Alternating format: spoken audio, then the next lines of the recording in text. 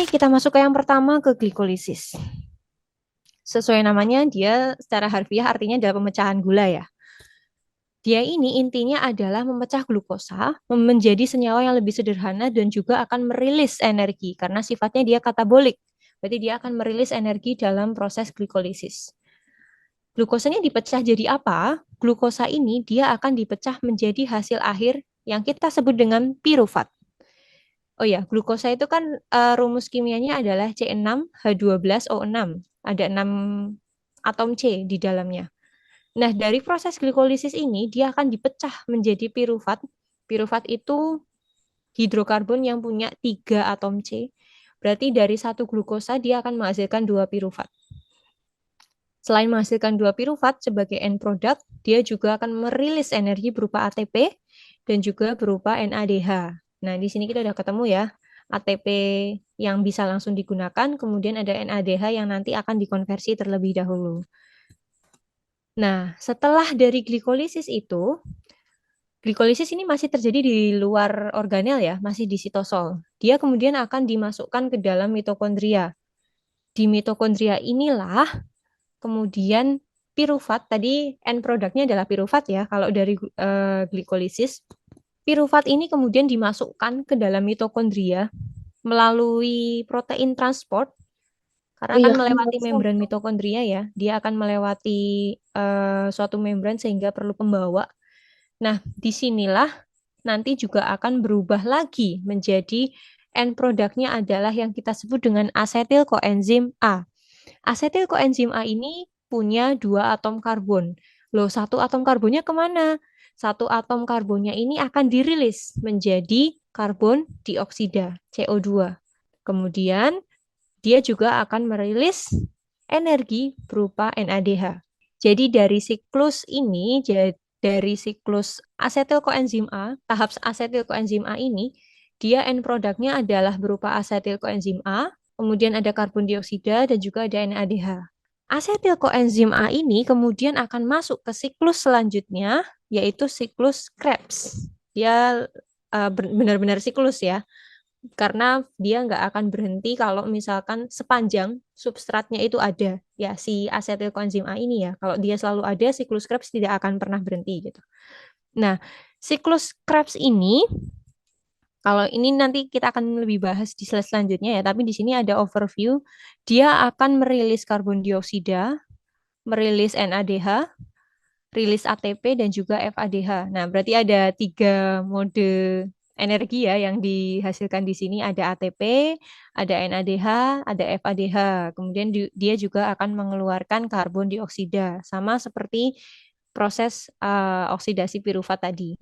Nah, ini adalah siklus Krebs. Siklus Krebs atau siklus asam sitrat.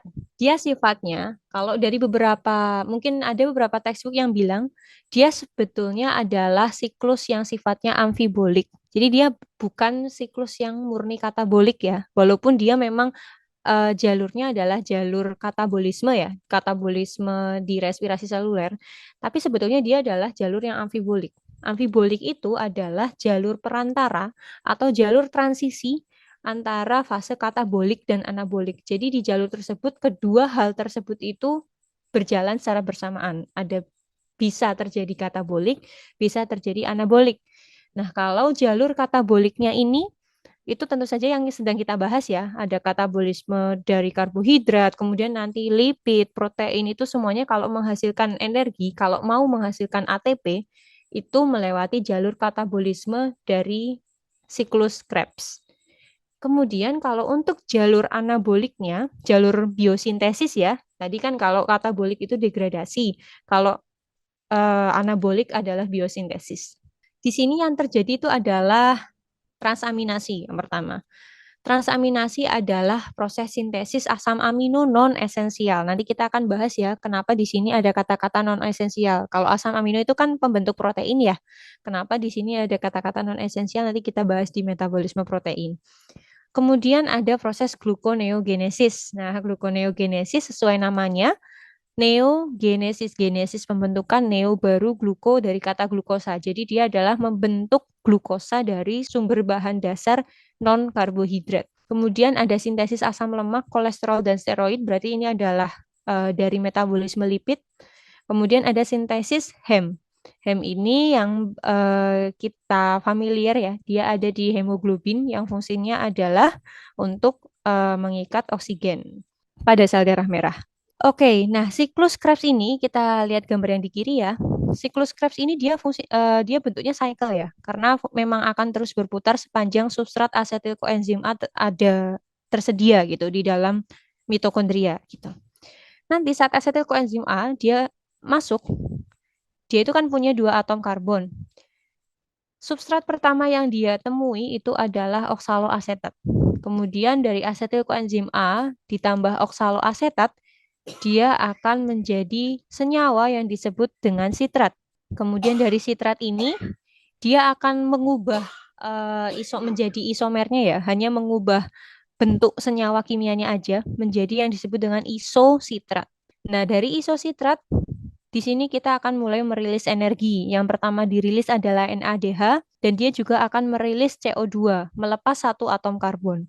Kemudian membentuk senyawa yang dinamakan alfa ketoglutarat. Maka alfa ketoglutarat itu hanya punya 5 atom karbon. Karena tadi kalau di isositrat kan dia punya 6. Di alfa ketoglutarat dia hanya punya 5 karena sudah merilis CO2. Dan juga tadi merilis energinya berupa NADH. Selanjutnya dari alfa ketoglutarat, dia kembali akan merilis CO2, berarti berkurang 1 lagi atom karbonnya. Dan juga akan merilis lagi NADH, dan menghasilkan senyawa yang disebut dengan suksinil koenzim A. Berarti suksinil koenzim A ini dia cuma punya 4 atom karbon. Kemudian dari suksinil koenzim A, dia akan merilis energi. Nah, sekarang kita ketemu energi dalam bentuk ATP, mata uang energi ya. Dari suksinil koenzim A ini dia akan menjadi suksinat.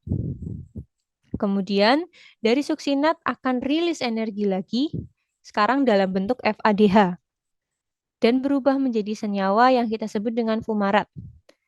Dari fumarat, kemudian ini ada H2O yang masuk ya, dia akan masuk menjadi senyawa akhir yang disebut, belum akhir ya, menjadi senyawa produk yang bernama malat. Nah, dari malat inilah akan kembali merilis energi, ini yang terakhir, merilis energi berupa NADH dan kembali lagi menjadi senyawa awal yaitu oksaloasetat. Jadi oksaloasetat itu cuma punya 4 atom karbon ya.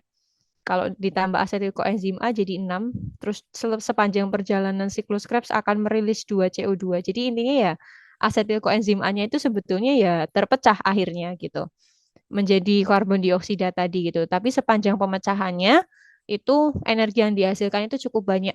NADH-nya ada 3, kemudian FADH-nya ada 1, ATP-nya ada 1.